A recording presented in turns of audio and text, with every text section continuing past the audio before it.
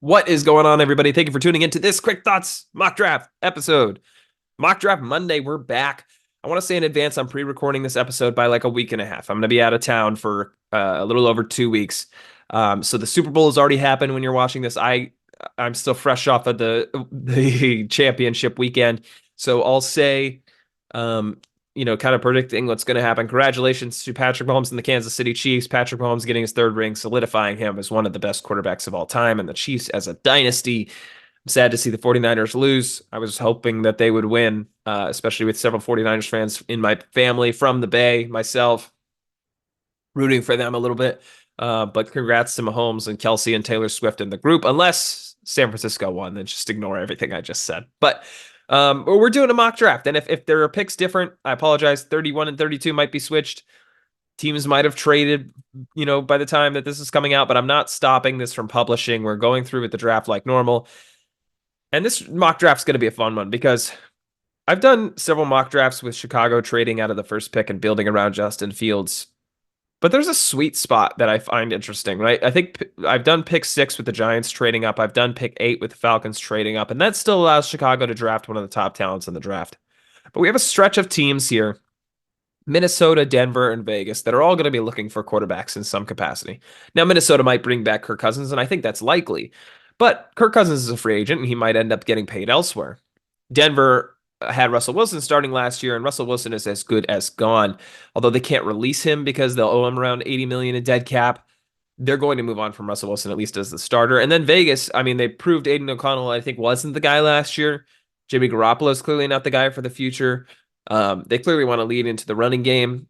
So I don't know where they go at quarterback. But all three teams could make a move up for a quarterback if the package is right, especially for a team like Chicago to trade back out of. I've done Denver trading up to draft Caleb Williams. I've done Vegas drafting, so many quarterbacks in various editions of these mocks, but I haven't had Minnesota do it. And that's what we're going to have done today. And it's going to take a lot. It's going to take a lot for Chicago to trade all the way back to 11. But at the end of the day, this is not for realism. I think Kirk Cousins is back in Minnesota, but I think it's fun to do mock drafts where we have a scenario where Minnesota's giving up 2 firsts and maybe 2 seconds. It's probably going to be more than that. It's probably going to need another first. It's probably going to be 3 firsts. You trade 11 and then you trade next year's and then you trade the following years, but I can't do that here. And then a second or 2. I think that's probably what's likely.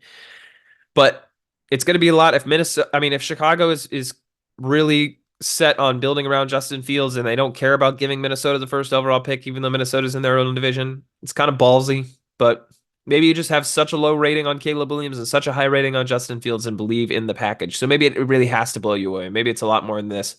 Listen, I'm not here to build the package. You can make your own doubts about Minnesota and Chicago trading with one another. I'll hear it out. I don't know. At the end of the day, if the package is right, I think Chicago could take the deal. Maybe stupid, but I don't care. Write your comments about how this would never happen. I don't care. I'm doing it for fun. Minnesota at pick number 1 drafted Caleb Williams first overall, getting their quarterback of the future. Washington doing the same with Drake May. I'm gonna go through these pretty fast. This is gonna be a pretty quick mock draft. New England does the same with Jaden Daniels. All 3 teams I think are going to take a quarterback. Those are the best 3 quarterbacks in the draft. Makes sense. Arizona pick 4, Marvin Harrison Jr. I have it almost every time where they're taking Marvin Harrison Jr. in these mocks, but adding such a great talented pick at pick 4 to give a weapon to Kyler Murray makes a lot of sense for them. The Chargers, you could argue Malik Neighbors is the pick here. You could argue Brock Bowers is the pick here. I would hear an argument about Joe Alt being the pick here, and that's exactly where I'm going. I've had them taking a weapon in almost every draft, but adding an offensive lineman to really help Jim Harbaugh protect Justin Herbert is not a bad pick whatsoever, especially Justin Herbert getting hurt in a few years now. The Giants at pick 6, they probably love that Malik Neighbors fell to them. Adding a guy like him on the outside alongside Jalen Hyatt, and if you keep Saquon Barkley healthy, if you keep Darren Waller healthy, gives Daniel Jones some weapons. I'm not sure they should be building around Daniel Jones, but that's not what I'm here to figure out. Tennessee at pick 7. Given that Joe Alt's on the board, they could go Olo Fashanu. They could go Rome Odunze. I don't hate either one. I don't think they'd go tight end with Brock Bowers. I'm gonna have them take Rome Odunze here. Give Will Levis another weapon. I don't hate it whatsoever. Atlanta at pick 8 here. It really feels like Dallas Turner is the guy for them. I have had Dallas Turner going to them in several mock drafts. Best defensive player available. Could easily see him going inside the top 10. Pick 9, Chicago. Listen, I like the idea of adding Olu Fashanu. I know it's not a suggested one here, but you add him to help protect Justin Fields. Maybe add a weapon at pick 11. Maybe add a defensive player at pick 11. I don't know. But the Jets, Brock Bowers is not a guy if I'm a Jets fan, I'm hoping gets to the Jets pick. But at the end of the day, if the top 9 picks involve Dallas Turner, that means either one of the top wide receivers, neighbors, Odunze or Marvin Harrison Jr., or one of the top tackles, Joe Alt, Olu Fashanu, or Brock Bowers is falling to them. At the end of the day, I feel like that talent drop off feels nice. Adding Brock Bowers as a weapon for Aaron Rodgers is a lot of fun. Pick 11 with the Bears. Maybe they don't like the way this top of this draft shook out, and maybe this is exactly why the Bears shouldn't make this deal. But Latu's a guy who I think is an underrated pass rusher in this draft. Add him to Chicago's front alongside Montez Sweat. That's a fun unit. Denver at pick 12.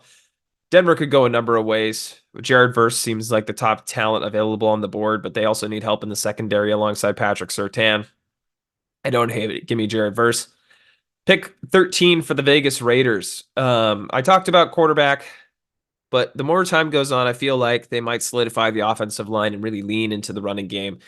Antonio Pierce building the old Raiders system, adding J.C. Latham here could make a ton of sense. Pick 14 for the New Orleans Saints. Tylese Fuaga could be a guy for them. I don't hate the idea of them taking him, but do I feel like that's the pick here? That's where I'm going. I'm going to give them a tackle, a guy who could swing inside and really help protect Derek Carr because he got beat up last year. Indy at pick 15. I think they go that whoever they have the best talent available. I mean, they need corner and wide receivers, so Kool-Aid McKinstry, I think, could definitely be in consideration for them at pick 15. I don't hate it. Seattle at pick 16. I've had them taking Jer'Zhan Newton in almost every mock draft I've done. It feels almost repetitive to even say that sentence now. But I'm going to do it again. Adding another weapon. I think Dan Quinn's, as it looks right now, is going to be the head coach of the Seattle Seahawks. You may already know this if you're watching this, that he's been hired or... Oh, no, I'm sorry. What am I saying? Dan Quinn's going to end up going to Washington is what I think. Seattle's hired Mike McDonald by now.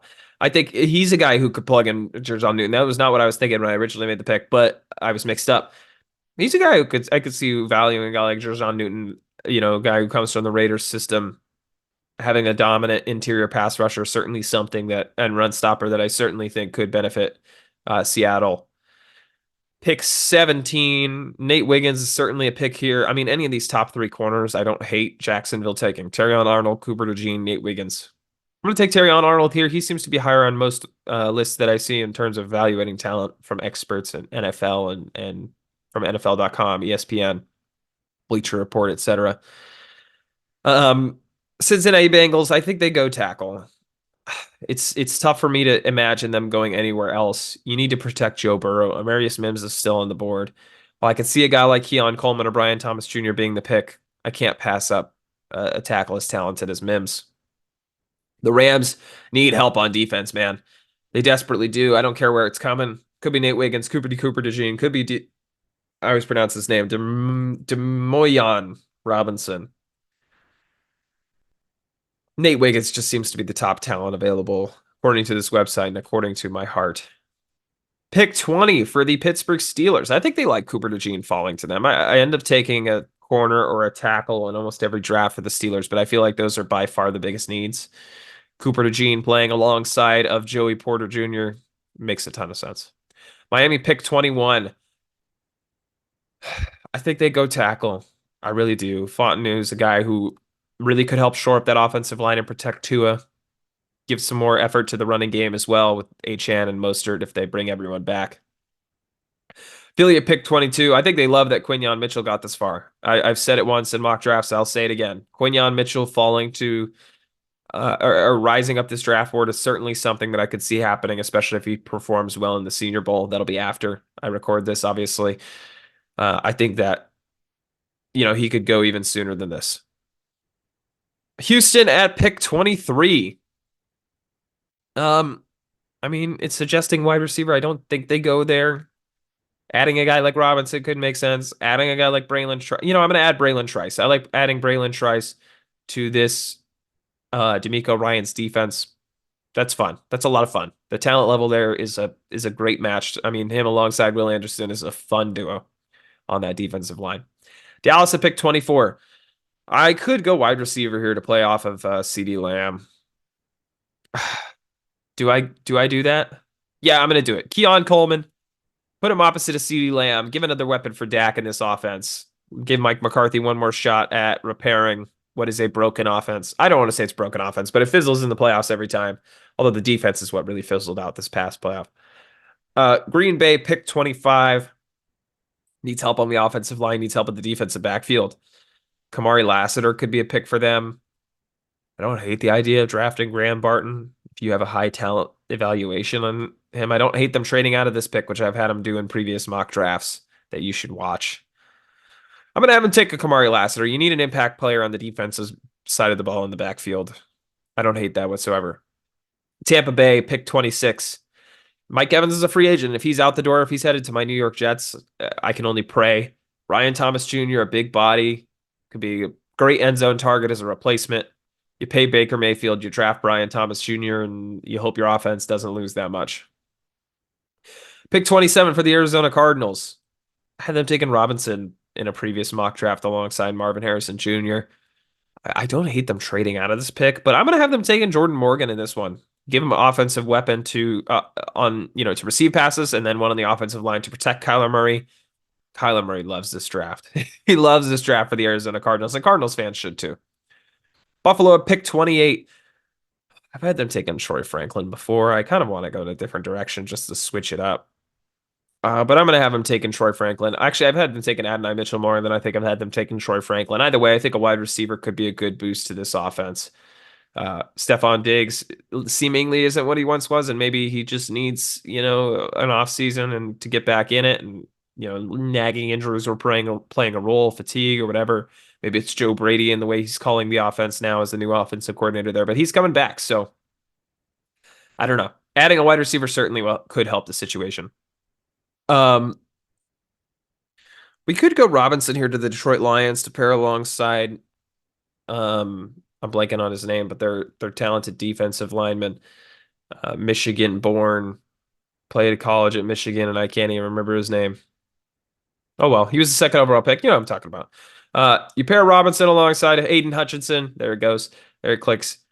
I like that defensive line. That's a lot of fun. Dan Campbell's ferocious energy on the sidelines. That's fun. That's a lot of fun. Very blue collar. Baltimore at pick 30. Every draft has me wanting to take a wide receiver. I like Adonai Mitchell in Baltimore. I just switched from my previous mock draft. I'll tell you, I switched Adonai Mitchell and Troy Franklin here, but I like it better this way. I think Troy Franklin fits Buffalo more. I think Adonai Mitchell fits Baltimore more. That's a lot of fun. I like that. I like adding Adonai Mitchell to Zay Flowers, to obviously Lamar Jackson in that running game, and to Baltimore's defense. We'll see how they perform in the playoffs next year. Kansas City at pick 31. Maybe they have pick 32.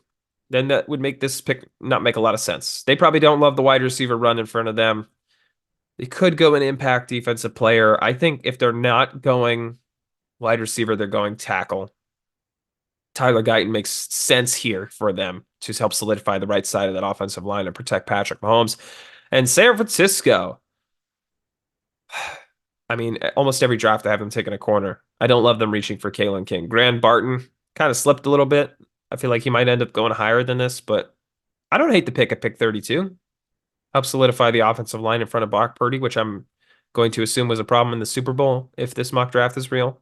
So we had Minnesota trading up to pick 1. Now that we've done this draft, I hate it. And all your hate comments are warranted. So please leave them in the comments. Please put all the hate on this. Minnesota should have never traded with Minnesota should have. Chicago should have never traded with Minnesota.